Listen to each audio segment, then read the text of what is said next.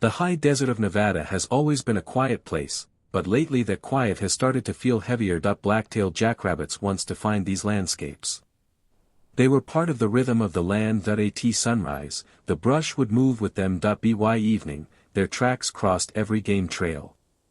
Now those tracks are gone. Ranchers who check their fences at dawn say the same thing. Weeks pass without a single sighting. At first it seemed like the drought, rain has been scarce for years, grass has thinned out, but the rabbits didn't just move on. Something started happening to them. Carcasses began turning up in odd places, not scattered by scavengers the way they should be. Collected near old water sources. Or left in the open on bare ground. Wildlife officials took notice. They sent teams into the field. They thought they were looking for disease. Or more coyotes and eagles. Suspects. What the cameras showed instead stopped them cold. Something was feeding on the rabbits, and it wasn't any of the usual suspects. The decline is accelerating. Whole valleys that once held hundreds now hold almas. No one knows what's causing it, or how far it will spread. The answers are not coming fast enough. The team set up the first camera trap just after sunset near a dry creek bed west of Battle Mountain. They chose the spot because the tracks were still fresh. 3 nights later they returned. The memory card was full. Back at the truck, they plugged it into the laptop. The first few hours showed nothing but wind moving the sage. Then, just before 2 a.m., a jackrabbit hopped into the frame. It looked strong. Ears up, moving steady. It stopped near a patch of bare ground. Its body went still, not the usual freeze when it hears something. This was different. It stayed that way for almost 20 seconds, then something came out of the brush low to the ground. The motion was too quick for the camera to catch clearly. The rabbit dropped. No sound on the audio. No other animals reacted. The thing that took it stayed. Low. It dragged the body a few feet, then it was gone. The biologist watching the footage leaned back in his seat. He had seen coyote kills before. He had seen bobcat work. This didn't look like either. He played it again.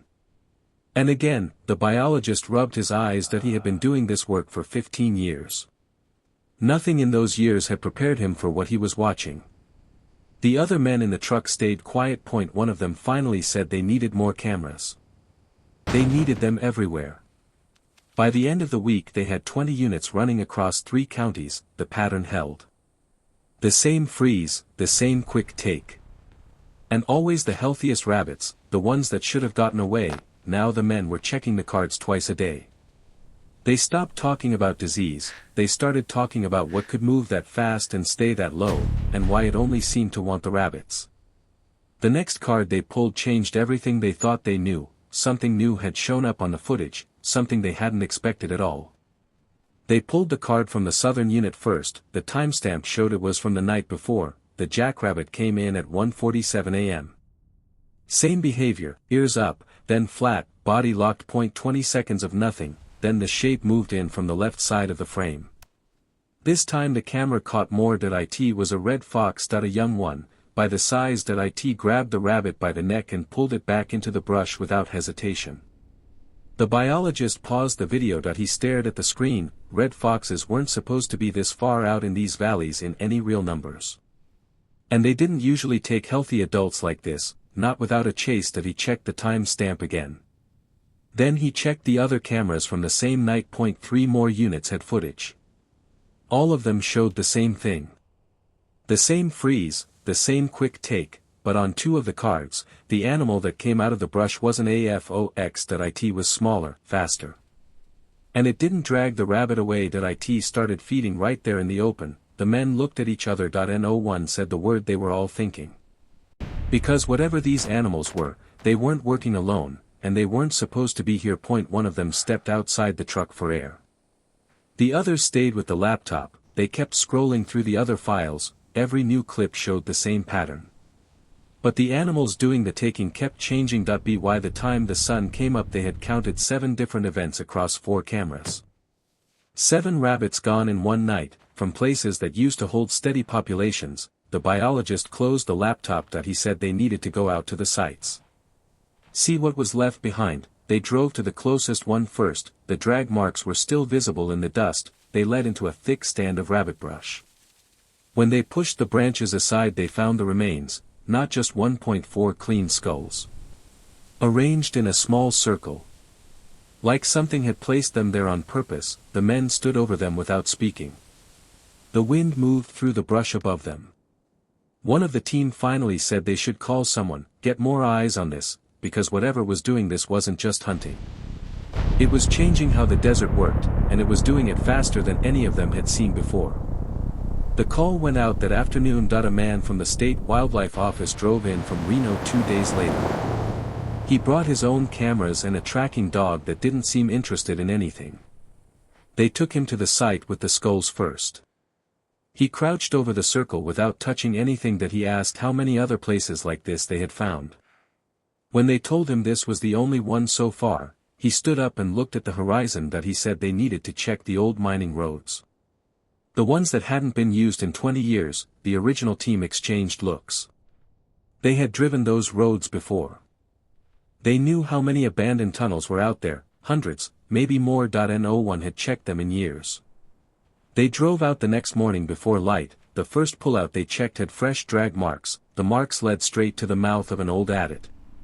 The tunnel was low and dark. One of the men shone a light inside. The beam caught rows of cleaned bones stacked along the wall, not just rabbits. Ground squirrels, kangaroo rats, all arranged the same way. The light didn't reach the back of the tunnel, but what it showed was enough. Some of the bones looked older, others still had bits of fur attached. The expert stepped back from the entrance. His face had changed. He had seen plenty of predator sign in his career. This was different. That he said this wasn't normal caching, this was something else. Something was using the old tunnels like storage, and it was filling them faster than the desert could replace what was being taken. The men stood in the cold morning air. One of them pulled his jacket tighter around his shoulders. No one wanted to be the first to say what they were all thinking. Because if the animals were moving into the old mines, then the problem wasn't staying in the open desert anymore. It was moving closer to the edges of things people still used.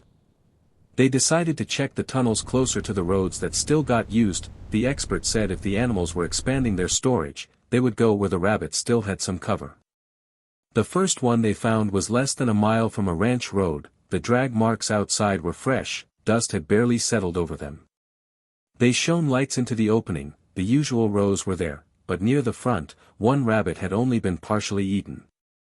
The fur was still soft, the blood hadn't dried completely. The men stood there longer than they needed to. One of them said the smell was still in the air. The expert didn't respond. He was looking at the way the bones were stacked behind the fresh kill. He said this tunnel was being used every night now.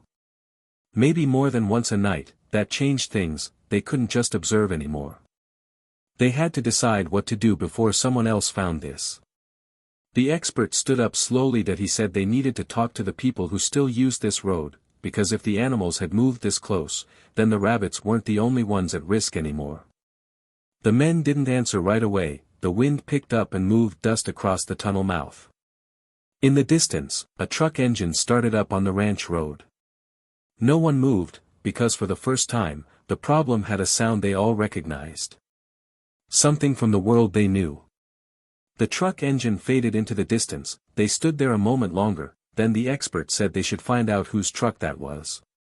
They drove the short distance to the ranch. The man who came out to meet them had lived there his whole life. He listened while they described what they had found. When they mentioned the tunnels and the bones, he nodded slowly. He said he had been seeing more weasels around the place lately. More than he had in 30 years. At first he thought it was a good sign, less mice in the feed shed, but then the rabbits started disappearing from the edges of his land. And the weasels didn't stop at the old mines, they were coming closer to the house at night. The expert asked if he had seen them caching anything. The rancher was quiet for a long time, then he said he had found a pile of rabbit bones under the old equipment shed 2 weeks ago. Arranged the same way, the expert asked to see it. They walked over together. The pile was smaller than the ones in the tunnels. But it was there, same careful arrangement. The men looked at each other. The expert said this was the piece they had been missing. The weasels weren't just hunting, they had found a way to turn the desert's old scars into an advantage. And with the rabbits already weak from the drought, there was nothing left to slow them down. The rancher asked what happened next. The expert didn't have a clear answer. He said they would file a report, set up more cameras, see how far it had already spread. But as they drove back toward the main road, none of them spoke. the desert looked the same as it always had, but they all knew it wasn't. What we leave behind doesn't stay empty. It just waits for something to use it. If this kind of story stays with you, subscribing helps us keep bringing these quiet investigations to light.